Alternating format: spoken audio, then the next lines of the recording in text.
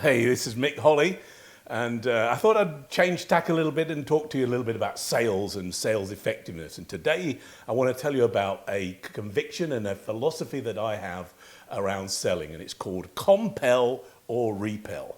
By that I mean you want to be so unequivocal, so intense, so have so much utter conviction, inner conviction around your solution that it meets the needs of your customer, that you convey it with every fiber of your being. You know, you're really compelling and passionate. And on the other side of the equation is, you know, if it's not the right fit and you convey your solution with that level of intensity, the client, you know, might repel the client, which is great because we know that 2/3 of the deals on average that most salespeople deal with, you know, end in you don't win them. So 2/3 of your time you're working on deals that aren't going to come to fruition. So really what you want to do is you want to qualify out those things pretty early on and focus on the ones where you've got that real chance. So you must convey with your utter every belief, even when it feels a little bit uncomfortable. So I'll give you a lesson from my past. I had this sales director, this was probably 40 years ago, Jerry Burke. I affectionately call him Jerry, the dog ate my homework Burke, because he made me do things that frankly made me cringe at the time. And we had this one campaign with a food company in Cornwall that made Cornish pasties.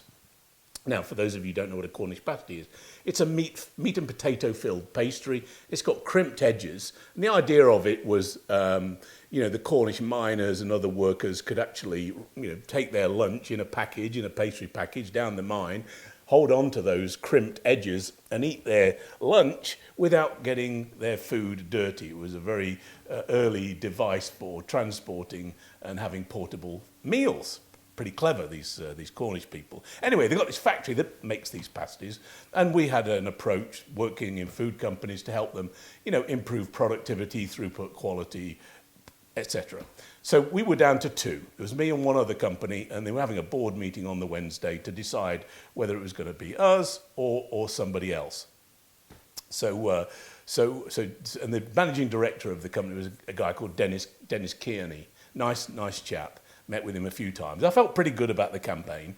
Anyway, Jerry comes into the office, and the office is just outside London in Richmond, about 4 hours away from this plant in Cornwall. And Jerry comes over, he says, "Hey Mick, what's happening at Ginsters?" I said, "Well, Jerry, they've got a board meeting on Wednesday and they're making a decision." And Jerry goes, "Well, you're going to be at the board meeting, aren't you, making a presentation?" I said, "That's Jerry." Jerry, it's a board meeting. You don't get invited to board. It's an internal meeting. No, I'm not going to. Well, you've got to be there. You've got to be there. You've got to tell them, why we're the best. I said, I don't think, I can't invite myself. Call Dennis up. So Jerry is quite irregular. So I pick up the phone to Dennis. "Hey, Dennis, it's Mick Holly." "Oh, hi, Mick. Yeah, your board meeting on Wednesday." Yep, we'll call you when we've made the decision." No, Dennis, no. I think it would be good if I came to the board meeting and made a presentation." Stunned silence. No, Mick, this is an internal meeting. We have all the information that we need. No, we don't need you to come to the board meeting. But thank you for your offer. Puts the phone down. A few minutes later, Jerry comes over and he says, "Mick, what's happening against us?" I said, "Well, I talked to Dennis." And I'm thinking in my head, bloody obvious. Dennis says we can't come to the board meeting. He said, "Call him up again." Jerry, what am I going to say? Call him up and tell him you'll sit outside his board meeting. And then if they have questions, they can call you in and you can answer them. Okay. Call him up. Pick up the phone. "Hey, Mick Holly, yeah, is Dennis there?" "Yeah, okay. Hey, Dennis, it's Mick." "What? Mick, what? I've just spoken to you. What?" "No, Dennis, we've been through this many times, and we've found that there are usually one or two questions that pop up that there aren't an immediate answer to. So my suggestion is I sit outside your board meeting, and then if those questions arise, you can pull me in and I can answer them." Dennis goes, "Mick, I've told you we have all the information that we need. It's quite clear. You've been quite, persistent. We know what you do. I don't need you to come and sit outside the board meeting. So a few minutes later, Jerry comes over. Mick, what's happening at Ginster's? I said, Dennis was a bit cross, but he said, no, I can't sit outside the board meeting. He says, well, all right then, here's what you do. You tell him you're going to be in the area, and that if he calls you, you can pop in. I said, Jerry, it's 4 hours from here. There's nothing else there. There's only the one factory. I mean, it's not. Call him up and tell him you're going to be. So I pick up the phone. Hey, Dennis.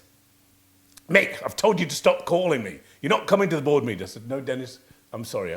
I forgot to mention in my haste to get off the phone. He said, I'm going to be in the area. And I'm going to sit in fact, I don't have anything that morning of the board meeting. So I'm going to drive up. I'm going to sit in your car park or parking lot. And here's my car phone. Those were the days of car phones, not mobile phones.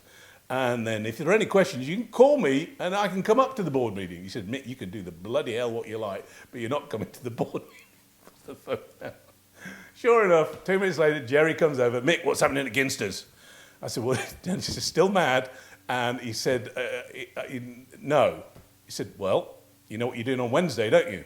I said, Jerry, I'm not going all the way to Cornwall. He said, get in your car and drive all the way, and you sit in his car park, and when you get there, you call him up and tell him that you can come up to the board meeting if there are questions. I said, yeah. Oh. So I drive 4 hours down to this plant, sit in the parking lot, pick up the phone. Hey, is Dennis there? Yeah, it's Mick Holly.